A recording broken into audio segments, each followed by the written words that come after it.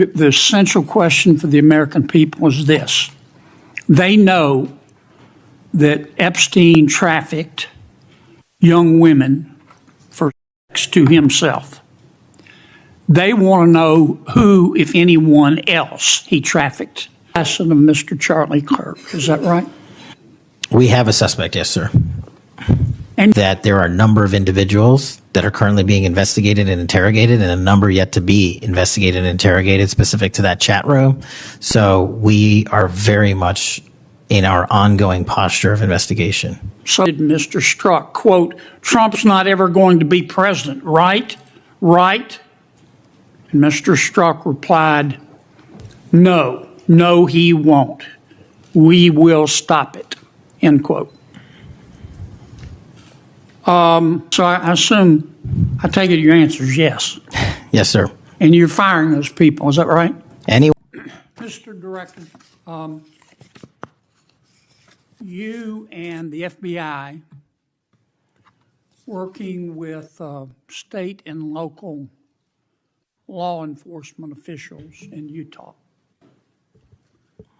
have caught the assassin of Mr. Charlie Kirk. Is that right? We have a suspect, yes, sir. And you did that within 48 hours, did you not? 33 hours. 33 hours. Congratulations. We've had other political assassinations. Back in June, an assassinated Representative Melissa Hoffman, Mr. Hoffman, Senator John Hoffman, and Mrs. Hoffman in Minnesota. You and the FBI and Minnesota state and local law enforcement officials caught the assassin within 48 hours, did you not? I believe that timeline's correct, Senator. Congratulations. Sometimes we miss the forest for the trees. Good work.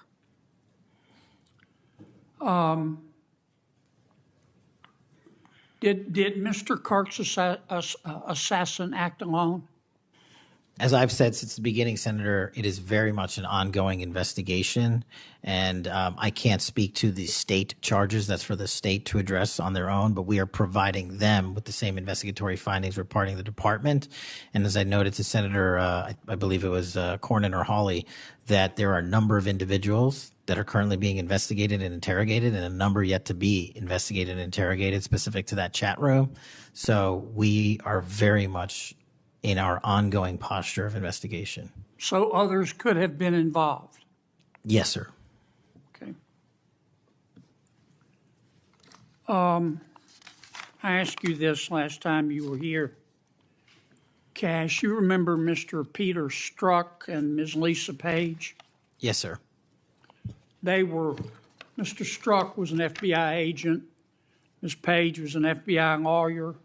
They were both very aggressive anti-Trump political activists who allowed their political opinions to affect their work at the FBI.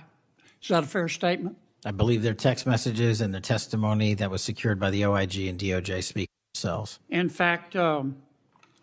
Strzok and Ms. Page were having an extramarital affair, and at one point, Ms. Page texted Mr. Strzok, quote, Trump's not ever going to be president, right? Right? And Mr. Strzok replied, no, he won't. We will stop it, end quote. Ms. Page resigned from the FBI. Mr. Strzok was fired. They promptly sued the federal government and the FBI and Justice Department for releasing their emails, which revealed all of this. The FBI settled that lawsuit for $1.2 million, gave Mr. Strzok $1.2 million cash, gave Ms. Page, who resigned. She wasn't fired, she resigned, she quit. Gave her $800,000. Who, if the FBI made that decision to give them money? That settlement was reached in the Biden administration when my predecessor was the director. Who?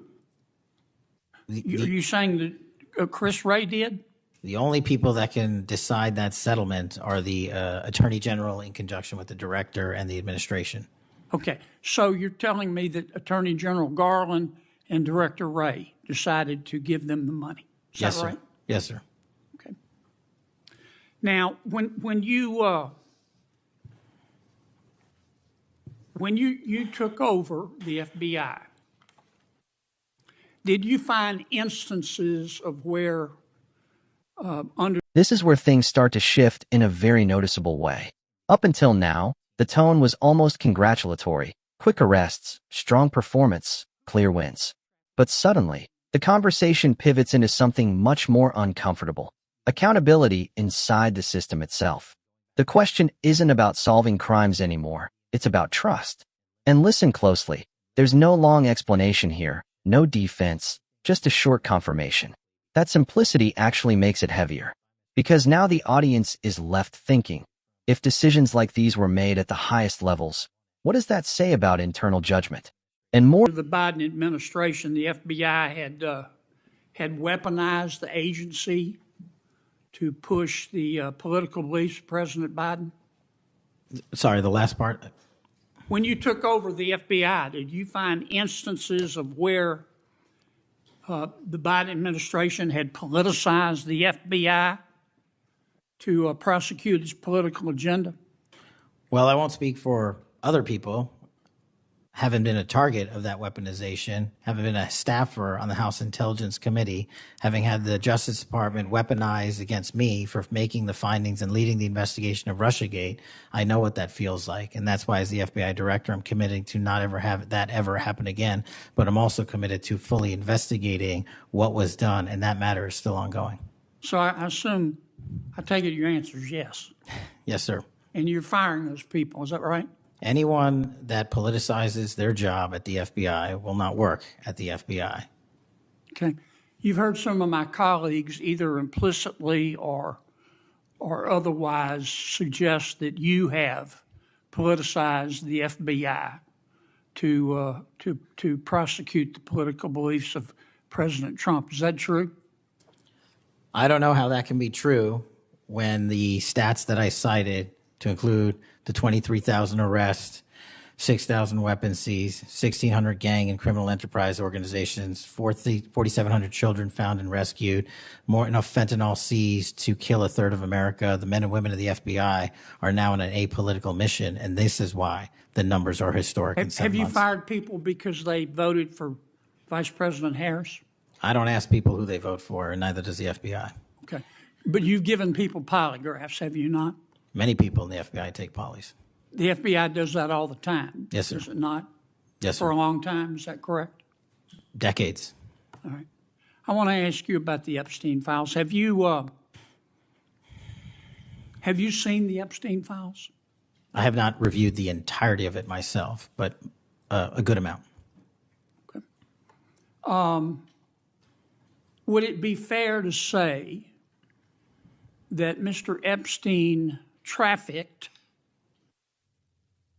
young women, including, in some instances, minors, for sex to himself? That was specifically the allegations in the 2018 indictment in the Southern District of New York. Okay. Who else did he traffic these young women to? In terms of what the investigation, again, going back to 2008, Mr. Acosta, who limited the investigation and limited the search warrants and limited the parameters of the investigation, the only thing we are able to speak to publicly, because he was given a non-prosecution agreement by Mr. Acosta, is that first time period from, I believe, don't quote me on this, 97 to 2001-ish. And then when the Trump administration courageously reopened it. Excuse me for interrupting, but I'm going to run out of time. You've seen most of the files. Who, if anyone, did Epstein traffic these young women to besides himself? Himself. There is no credible information. None. If there were, I would bring the case yesterday that he trafficked to other individuals. And the information we have, again, is limited. So the answer is no one? For the information that we have. In the files? In the case file. Okay. Now, President Trump has deferred to the FBI and the Department of Justice with respect to the Epstein records. He says it is your call about releasing them. And I understand that the department and the agency have decided to release them in cooperation with the House committee. Is that correct? Yes, sir. So you're releasing them a little bit at a time. Is that correct? We're releasing as much as we can, but we are limited by 3 different court orders, and the department went back to each of those judges to waive those court orders or have them lifted, and each of those judges declined. Will you release all of them, or at least as many as you can? We will release everything we are legally permitted to do so. We are continuing to work with the House on the subpoena request. We have substantially complied with it, but we will continue to release whatever we are legally permitted to do so. Okay. I strongly encourage you to do that, Kash. This issue's not going to go away. And I think the central question for the American people is this. They know that Epstein trafficked young women for sex to himself. They want to know who, if anyone else, he trafficked these young women to. And that's a very fair question. I want to know that answer. And I think you're going to have to do more to satisfy the American people's understandable curiosity in that regard. Mr. Chairman, may I just respond to that? I agree, Senator. And what we have done, and just to remind folks, the Epstein case files existed in the 2 prior administrations, in the Obama administration and the Biden administration, and they didn't release anything. And there was President Trump in the first administration that renewed charges against Mr. Epstein. And I know it's a little complicated to understand, but what exists in the Epstein case files was a direct result of the limited search warrants from 2006 and 7, which hamstrung future investigations because of the non-prosecution agreement. And multiple administrations had the opportunity to look at the entirety of that case file and recommend prosecutions against anyone that was trafficked under Mr. Epstein and anyone that participated in that trafficking. And the only person to bring charges was the prior administration against Mr. Epstein. Now, I am not saying that others were not trafficked and others were not involved. What I am telling you is that based on the information we have, and we have continuously and publicly asked for the public to come forward with more information. If there is, we'll look at it. But based on credible information, we have released all credible information, and the information that the Department of Justice and the FBI never releases is information on investigations that are not credible. And we don't release the names of victims who weren't credible, but in the same time, we don't release the names of victims who were credible. And so that's by law. And so the information we are releasing now is historic, and it is also to the maximum capacity that the law allows. And I know that's not going to satisfy many, many, many people. But if they wanted it done right, then the investigation from its origination should have been done right, and he should not have been given a get-out-of-jail-free card to do jail on the weekends for 12 hours a day, and he should have been investigated fully for the entirety of his crime and criminal enterprise, not just from 1997 to 2001.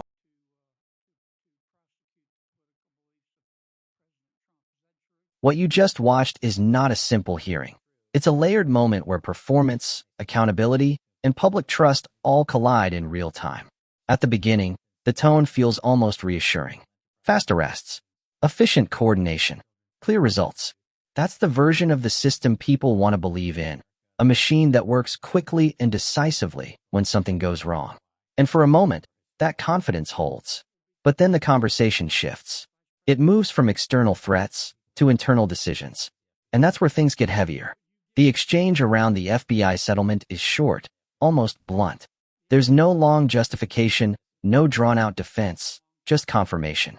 And sometimes, that kind of answer says more than a long explanation ever could.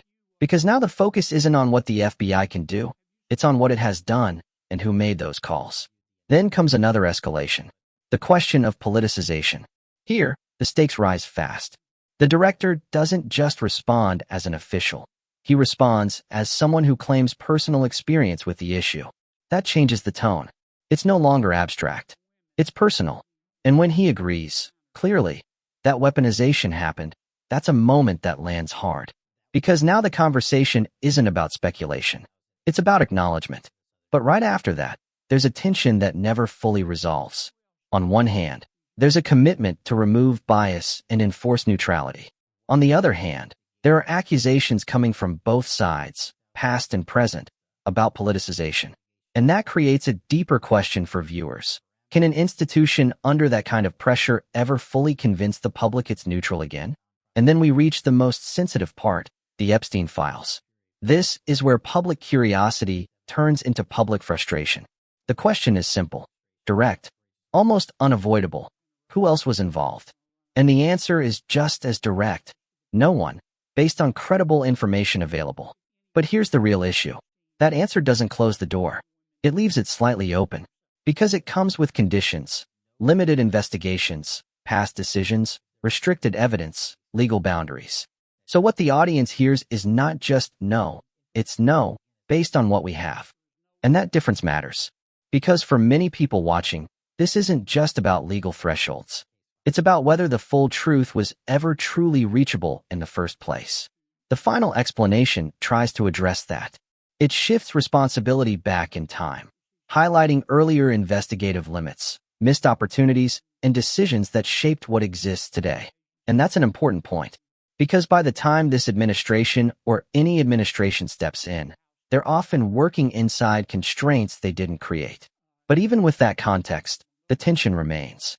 Because when the public hears this is all we can legally release, what they often feel is, this still doesn't feel complete. And that gap between what is said and what is believed is where trust is either rebuilt or weakened. That's what makes this moment bigger than just one hearing. It's about confidence in institutions. It's about whether people believe investigations go as far as they should. And it's about whether transparency feels real or limited. Now the question shifts to you. After hearing all of this, do you think the answers given here are enough? Or does it feel like there are still pieces missing? Drop your thoughts in the comments. If you found this breakdown helpful, make sure to like the video, share it with someone who's following this story, and subscribe for more deep dives like this. Because moments like this don't just pass,